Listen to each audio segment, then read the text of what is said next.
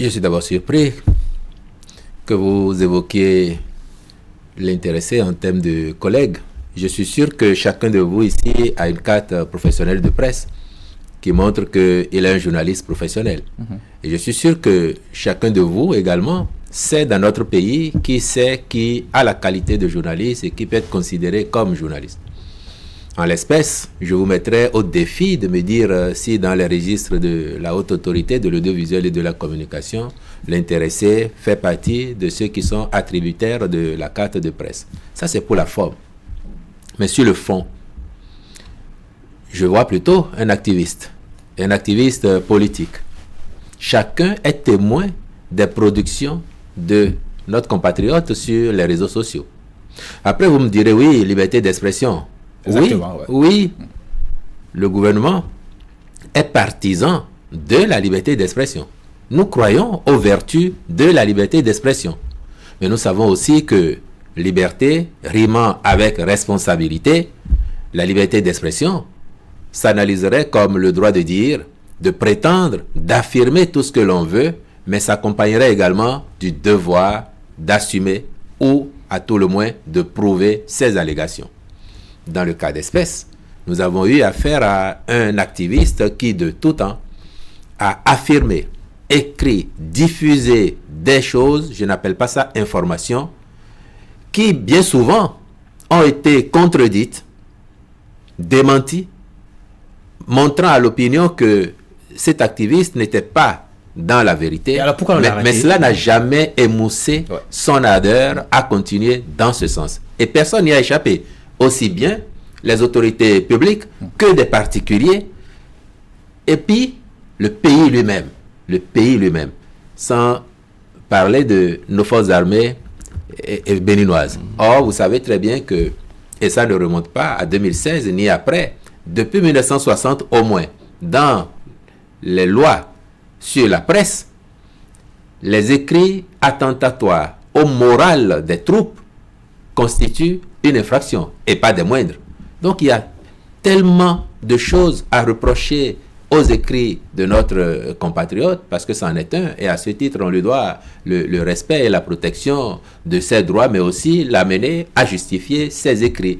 Est-ce qu'il fallait procéder de cette manière? De quelle manière? Qu'il puisse venir reprendre de ses actes, ou du moins de ses écrits, comme vous le dites. Oui, procéder de quelle manière? Il paraît qu'il a été presque enlevé. Ah bon? Enlevé. Moi j'ai lu, comme vous certainement, qu'il a été interpellé par des agents de police et il a été ramené au pays. C'est ce que vous avez lu, porte-parole du gouvernement. Dans la réalité, c'est quoi? Comment ça s'est passé, son interpellation? C'est ce que j'ai lu. Je ne suis pas un agent de police et j'ai lu comme vous que des agents de police sont allés le chercher dans le pays où il résidait depuis un moment, parce qu'on a pu dire qu'il avait été invité exprès par le pays ami et dans lequel on l'a pris. Non, selon les informations que j'ai, il résidait déjà dans ce pays-là.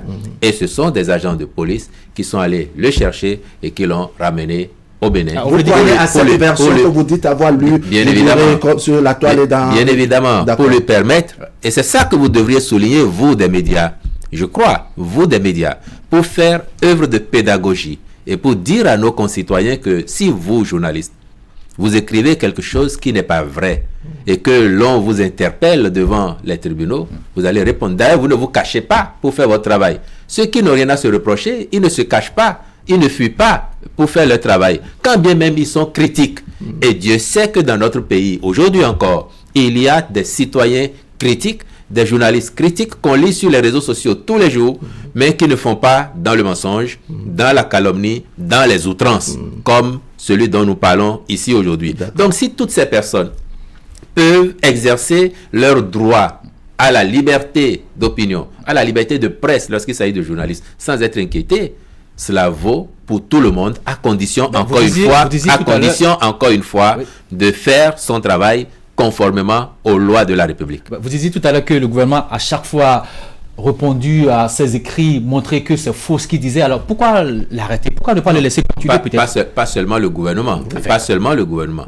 Aussi bien des citoyens voilà, que les personnes. Ça veut dire qu'il y a eu de la lumière à porter, aux informations qu'il diffuse. Que les personnes mises en cause. Mais voyez-vous, vous dites, pourquoi ne pas le laisser persévérer? Nous savons tous, Et si lui ne l'avait pas encore su, je crois que maintenant il doit le savoir. Nous savons tous que l'erreur est humaine, mais persévérer dans l'erreur, c'est ça qui est diabolique. Alors, de façon ouverte... C'est ça qui est diabolique. Oui.